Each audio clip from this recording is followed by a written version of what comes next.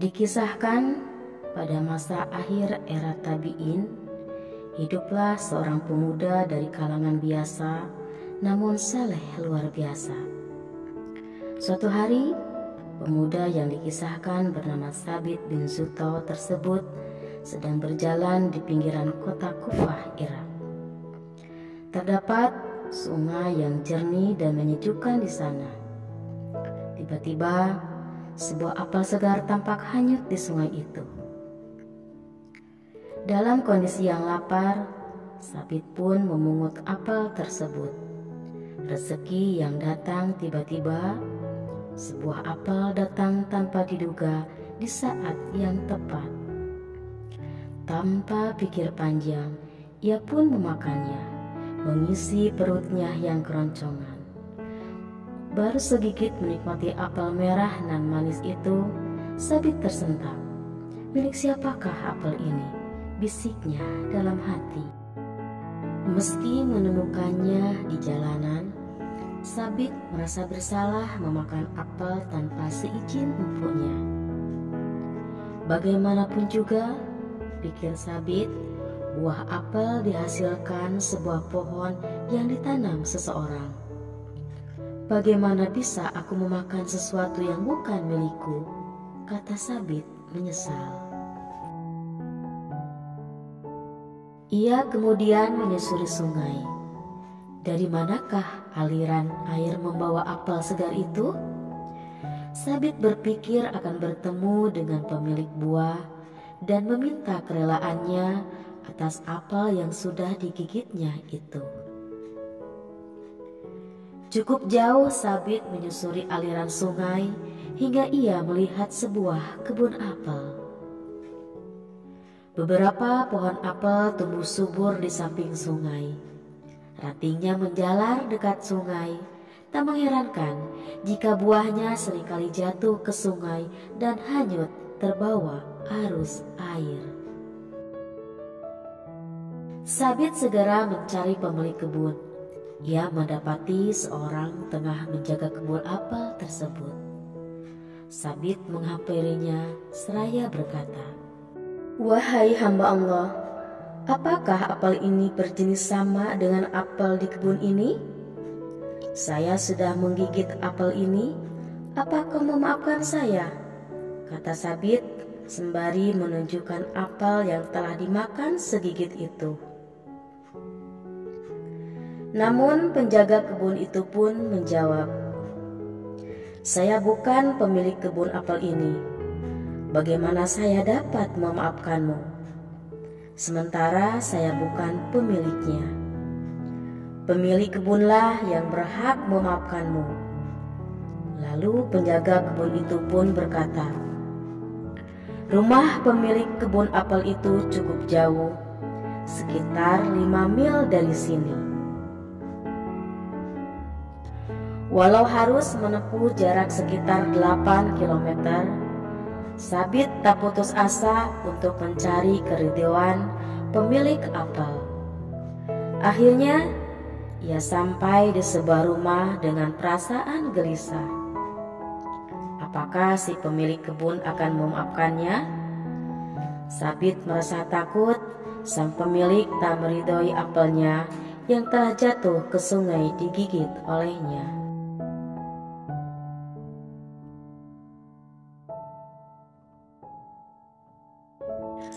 Lalu kemudian mengetuk pintu, Tsabit mengucapkan salam. Seorang pria tua, si pemilik kebun apel, membuka pintu. "Wahai hamba Allah, saya datang ke sini karena saya telah menemukan sebuah apel dari kebun Anda di sungai. Kemudian saya memakannya. Saya datang untuk meminta kerelaan Anda atas apel ini. Apakah Anda meridhoinya? Saya telah menggigitnya dan ini yang tersisa." Agak lama pemilik kebun apel itu terdiam mendengar ucapan Tsabit.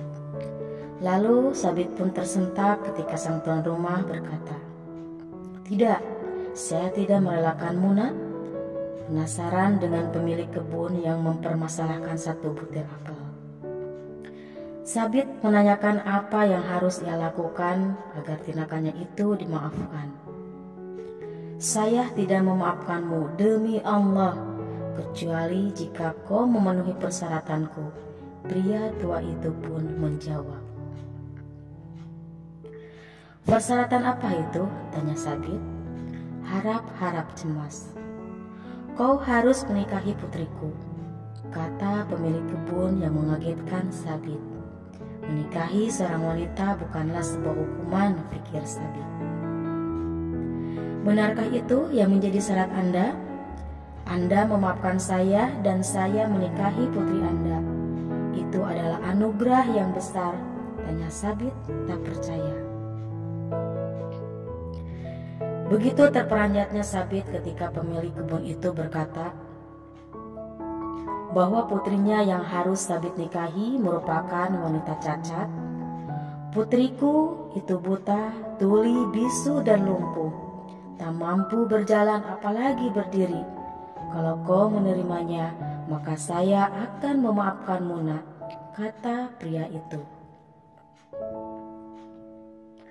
Syarat yang mungkin sulit masuk di akal. Hukuman yang harus ditanggung Sabit hanya karena menggigit sebuah apel yang ditemukannya di sungai. Namun, hal yang lebih mengejutkan, Sabit menerima syarat tersebut karena merasa tak memiliki pilihan lain. Sementara, ia tak ingin berdosa mengambil hak yang bukan miliknya. Sabit, seorang pemuda tampan, harus menikahi wanita cacat hanya karena menemukan sebuah apel. Datanglah pada Isya untuk berjumpa dengan istrimu, kata pemilik kebun. Malam hari usai sholat Isya, Sabit pun menemui calon istrinya yang cacat. Ia masuk ke kamar pengantin wanita dengan langkah yang berat, hati golakan luar biasa. Namun pemuda gagah itu tetap bertekad memenuhi syarat sang pemilik apel. Sabit pun mengucapkan salam seraya masuk ke kamar istrinya.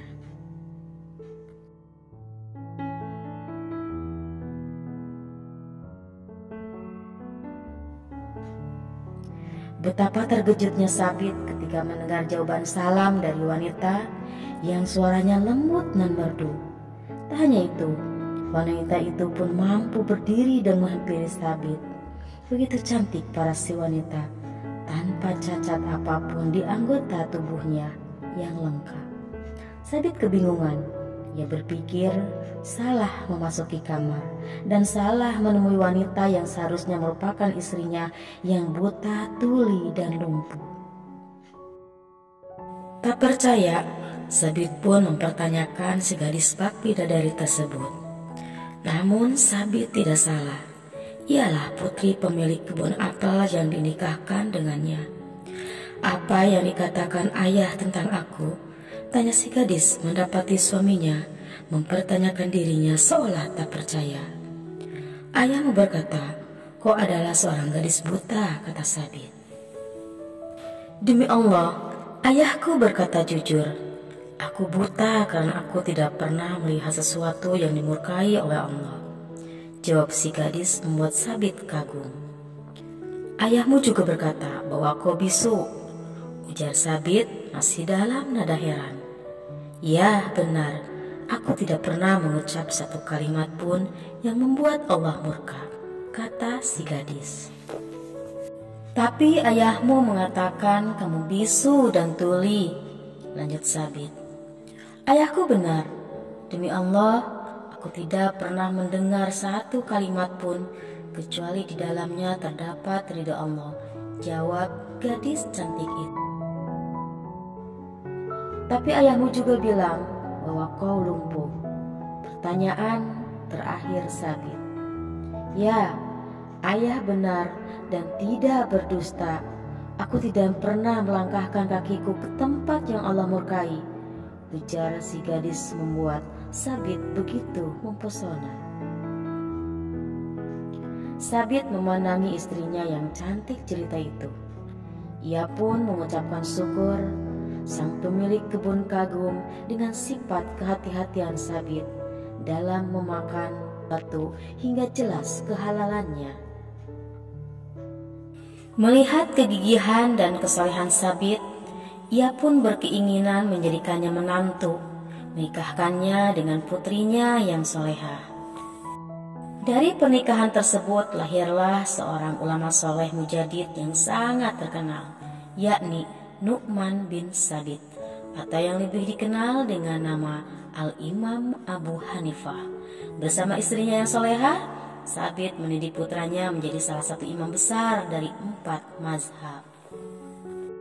Kisah pemuda yang bukan lain adalah ayah dari Imam Abu Hanifah tersebut terdapat dalam kitab terkenal Al-Ghani karya Abu Al-Faroz Al-Isbahani.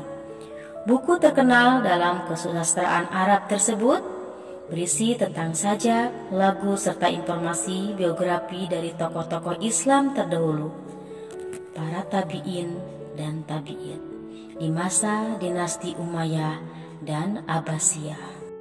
Demikianlah kisah-kisah teladan, semoga dapat bermanfaat dan dapat menambah hasanah pengetahuan seputar kisah teladan.